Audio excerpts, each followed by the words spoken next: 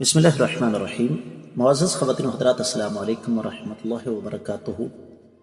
طلاق ایک ہتھیار ہے، اور ہتھیار کے بارے میں شریعت اور عقل کا اصول یہی ہے کہ اسے نہ تو کھلونا بنایا جائے اور نہ ہی بوقت ضرورت بیکار کر کے رکھ دیا جائے، بلکہ جب ضرورت ہو اسے استعمال کیا جائے۔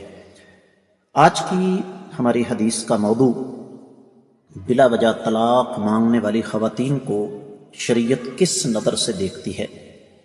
مشکات المصابیح کتاب النکاح باب ہے خلا اور طلاق کا، 3299ویں حدیث کتاب میں ہے، جبکہ دوسری طرف 18ویں باب میں ہے۔ الفاظ یہ ہیں: عن ابی ہریرہ رضی اللہ تعالیٰ عنہ ان نبی صلی اللہ علیہ وسلم قال المنتزعات والمختلعات ہن المنافقات، رواہ النسائی۔ معزز خواتین و حضرات، حدیث کا تفصیلی حوالہ نوٹ فرمائیے گا۔ سنن نسائی کتاب الطلاق باب ما جاء فی الخلا، یعنی خلا کا بیان، 34واں باب ہے، 3491ویں حدیث ہے۔ اور مسند احمد میں یہی حدیث جو معروف طبع ہے 6 جلدوں والا، اس کی دوسری جلد کے 414ویں صفحے پر ہے۔ اس کے علاوہ یہ حدیث ہمیں مسند البزار میں ملے گی، 9561۔ الکامل ابن عدی کی ہے، اس میں تیسری جلد کا 122واں صفحہ ہے۔ اور پھر ممکن ہے اور بھی کئی جگہوں پر ہمیں مل جائے۔ اب اس روایت کے حوالے سے اہل علم نے ایک اعتراض نقل کیا کہ جناب اس میں امام حسن بصری نے سیدنا ابو ہریرہ رضی اللہ تعالیٰ عنہ سے حدیث سنی نہیں، لیکن جب اس حدیث کے تمام طرق کو جمع کیا گیا تو نتیجہ یہی نکلا کہ یہ حدیث اللہ کے فضل و کرم سے مرفوع، متصل اور صحیح ہے، اللہ تعالیٰ کی توفیق سے۔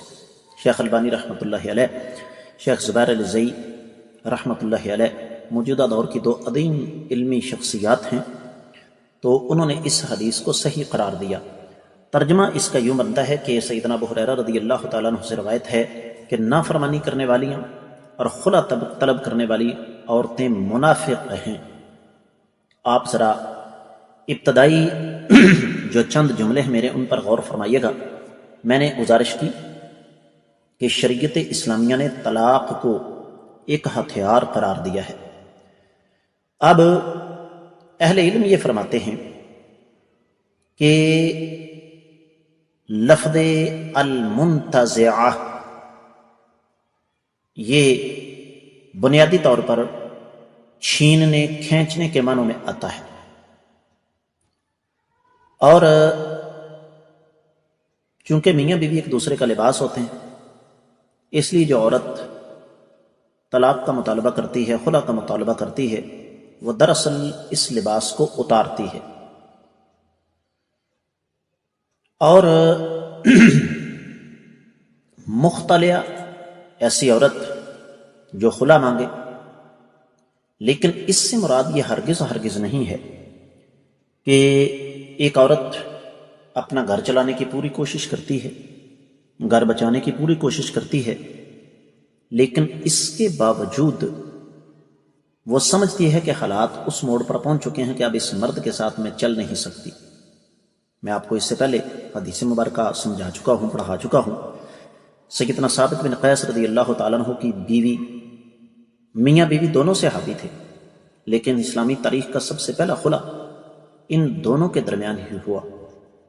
تو یہاں جو بات سمجھنے والی ہے کہ جو خواتین بلا وجہ، بغیر کسی بڑی وجہ کے خلا کا مطالبہ کرتی ہیں، انہیں کائنات کے امام صلی اللہ علیہ وآلہ وسلم نے منافق قرار دیا۔